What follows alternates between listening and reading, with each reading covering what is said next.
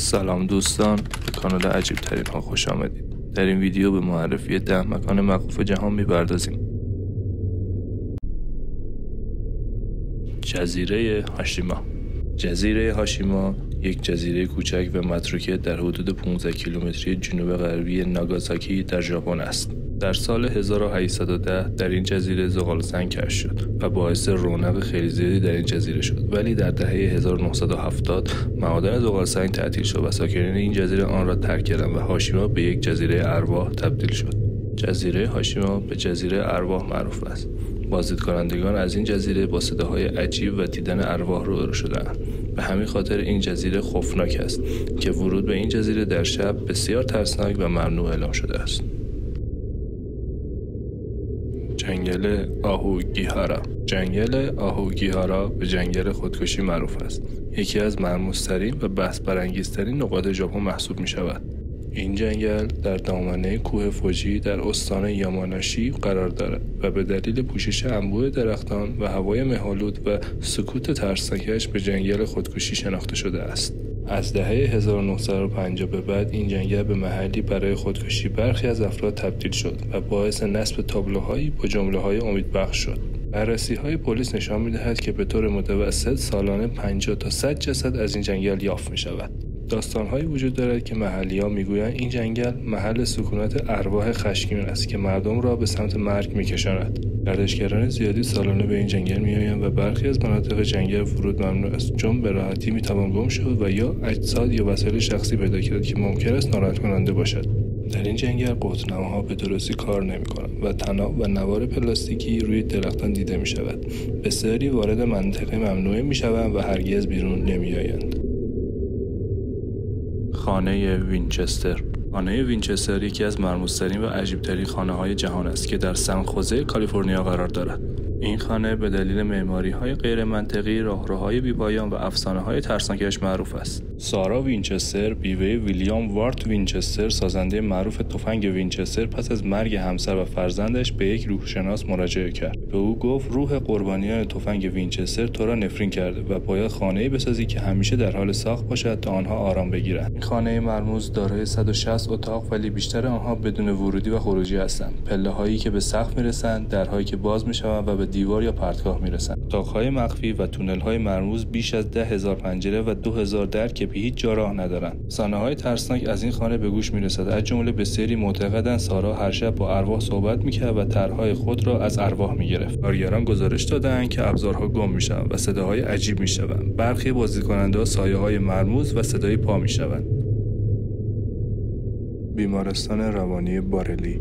بیمارستان بارلی یکی از مرموزترین و ترسناکترین بیمارستان متروکه در لیون فرانسه است. این بیمارستان که زمانی محل درمان بیماران روانی بوده، امروز به یک مکان ارواح تبدیل شده و داستان‌های ترسناک زیادی درباره آن نقل می‌شود.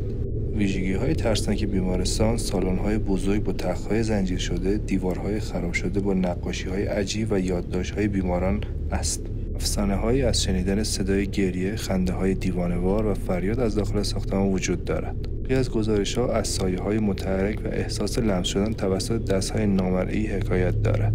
ورود به این بیمارستان غیرقانونی و جریمه دارد. پلیس و نگهبانان از آن محافظت می‌کنند و برخی به صورت مخفیانه وارد آن می‌شوند.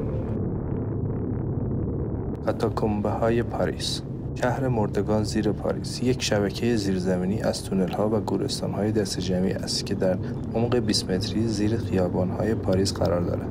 بقایای اسکلت بیش از 6 میلیون نفر را در خود جا داده و یکی از عجیب‌ترین و ترسناک‌ترین جاذبه‌های گردشگری جهان محسوب می‌شود.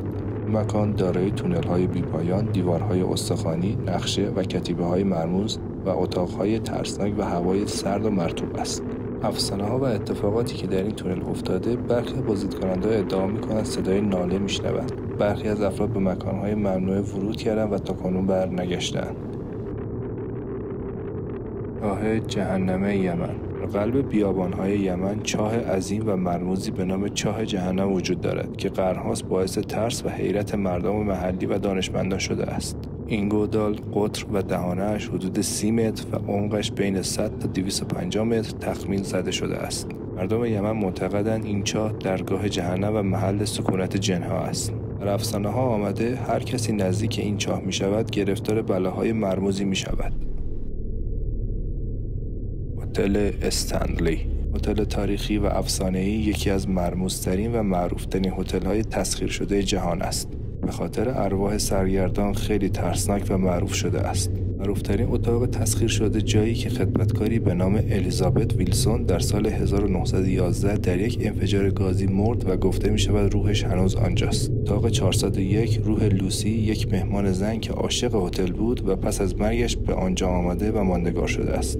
اتفاقات ترسناکی که رخ داده است، پیانوهایی که خود به خود نواخته می‌شوند و آسانسورهای قدیمی که گاهی به تنهایی حرکت می‌کنند و وسایل جابجا می‌شوند. بسیاری از مهمان‌ها صدای خنده کودکان در راهرو را می‌شنوند که خالی است و سایه‌های عجیب می‌بینند.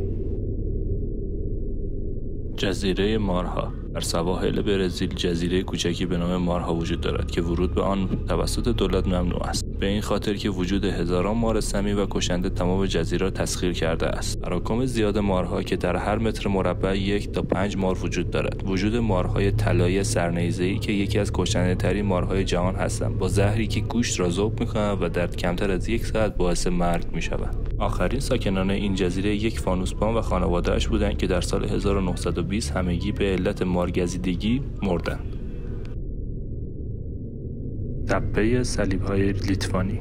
در شمال لیتوانی تپه مرموز و روح‌انگیز به نام تپه صلیب وجود دارد که هزاران صلیب چوبی، فلزی و سنگی روی آن قرار دارد. پس از فروپاشی شوروی این مکان به نماد آزادی لیتوانی تبدیل شده است. قایق ترسناکی از جمله شنیدن صداهای عجیب، لمس شدن دست‌ها وجود دارد. در این مکان افسانه‌ها می‌گویند هر آرزویی برآورده می‌شود.